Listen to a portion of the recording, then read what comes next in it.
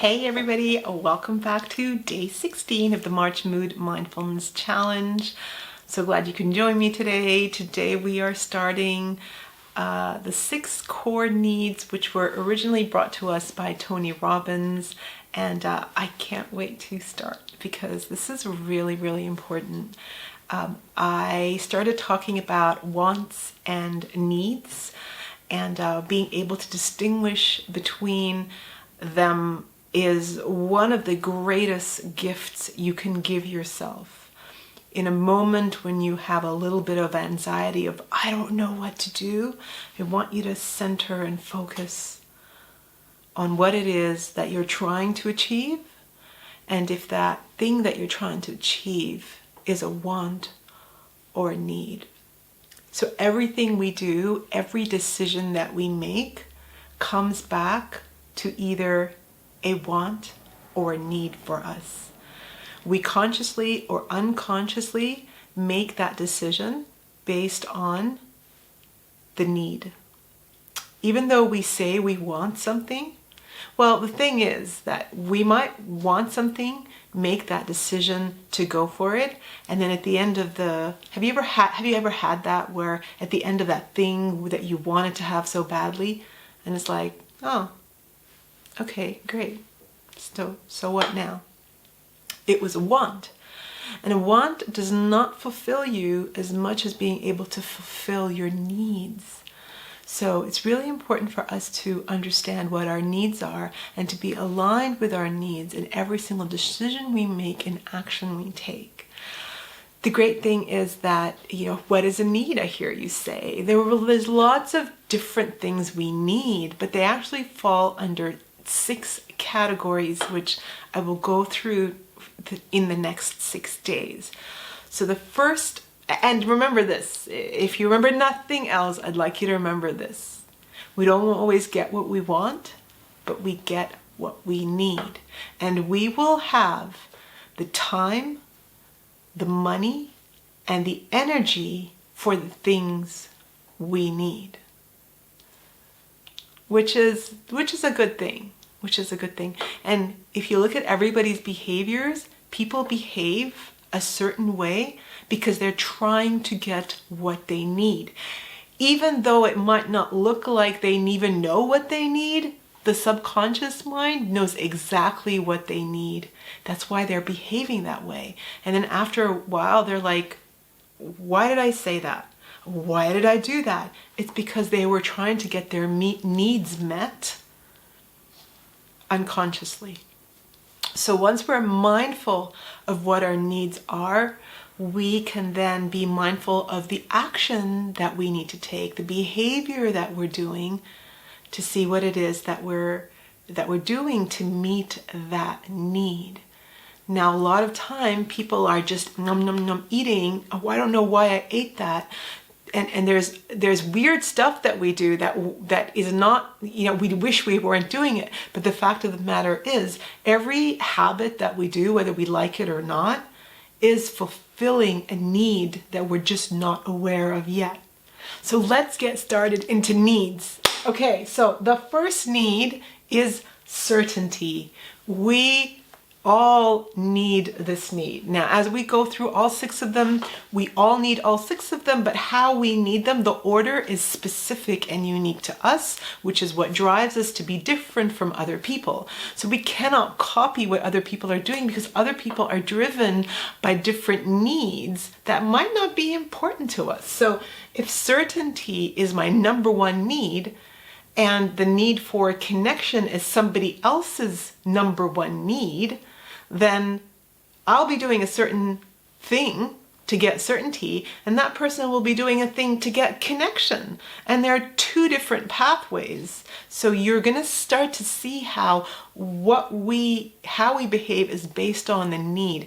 And once we discover what our number 1, like the first and the second drivers are, which of the needs that drive us, you're going to know very quickly what people are doing and why you're doing what you're doing, because you're trying to fulfill that need.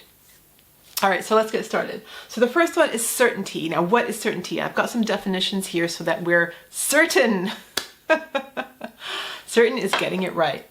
The definition is firm conviction that something is reliably true. So you know where you need to get it right. You know, when people in their language, they say, I just need to know.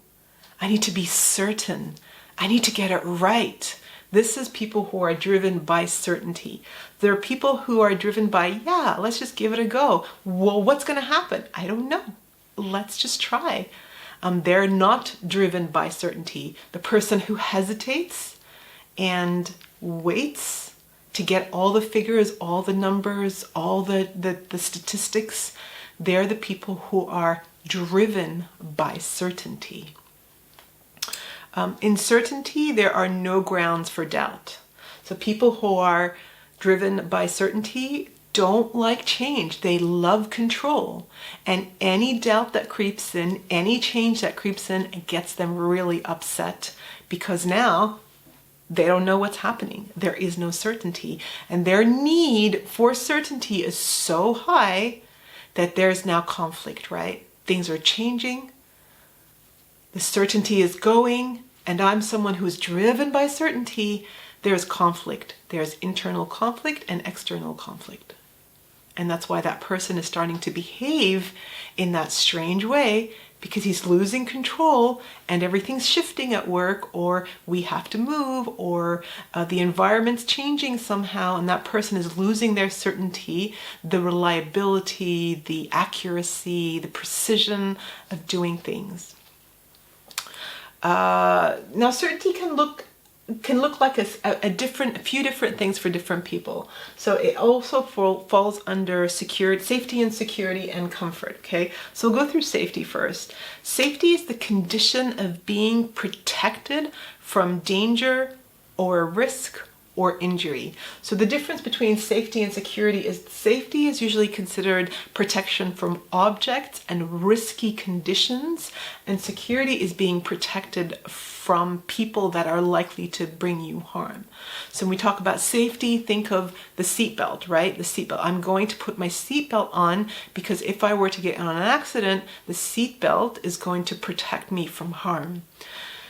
If you think of security, I want you to think of, I've got security cameras and a security lock door that locks my home in, protects my home to protect other people from coming into my home and causing my home harm or my person harm. So remember, safety is free from risk and harm from things. So safety from the weather, safety from water, safety from a glass that's shattered on the floor that might go into my leg and cause bleeding and harm, versus security is border security. People are coming into our land. Security is house security, people coming into our home. So I want you to think of it that way. So comfort is a state of physical ease and freedom from pain and from distress. So from physical pain and from mental pain. That's comfort. And under here comes comfort eating. So if you find yourself physically upset by something's happening in your environment, and you find yourself at the bottom of a bucket of ice cream, what you're doing, you have a need for comfort because your emotions have been stirred up. And what you're doing, although you're eating, what you're doing is you're seeking comfort. You're seeking to relieve the stress, the emotional burden that you're going through, and seeking comfort. Now, what we're doing in that moment is not really good for us, because although that action of seeking comfort through eating is helping tiny little bit of like emotions, like, oh, it tastes so good, oh, the sugar high is good. But what happens, that tiny little bit of sugar hit, comfort hit, is short-term pleasure followed by the resulting emotions, the guilt, the shame, the embarrassment, the judgment of self, all that thing. And then the next day, the weight, if you're weighing yourself and you've noticed weight gain later on in the week, etc. Those are all the long-term pains that hit bang one after the other. So what you find that you may be feeling that fear, safety something's going to hurt us. There's an alarm coming and something's going off, the fire alarm. I think there's safety, something happening with our safety, and you feel those emotions and you just feel the need to run. Why are you running away? Why aren't you helping us? Where are you going? That person is doing an action, running away, because they feel the need to get to somewhere that's safe. And that's their number one priority in the moment. The priority of helping others does not come here, because their number one need in the moment is certainty, specifically safety. Later on, we're going to talk about the others. Later on, there's something called contribution. It's one of the needs. Contribution, if your number one is contribution, you will be in the middle of the fire, helping people, like all our amazing frontline workers. Their number one need is not certainty. Their number one need is contribution, is helping other people. Sure, they do have certainty in there, and certainty comes in the look. What it looks like for them is their suit is safe. The tools that they use keep them safe. Their training keeps them safe, so they have certainty in there too. But the driver to put yourself into that situation may come from the need to contribute. Also, the need for challenge or adventure comes in as well. So I hope that kind of gives you a little glimpse.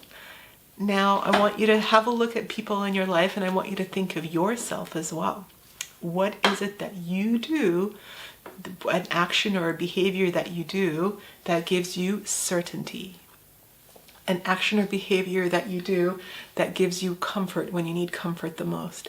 Something that you do that gives you safety. Seatbelt for me. Something that you do that gives you security. For me, it's locking all the doors at night. So I know that when I do that action, that is fulfilling my need for certainty in my life. I hope this has been of interest to you. I can't wait to bring you all 6. I will see you in my next video.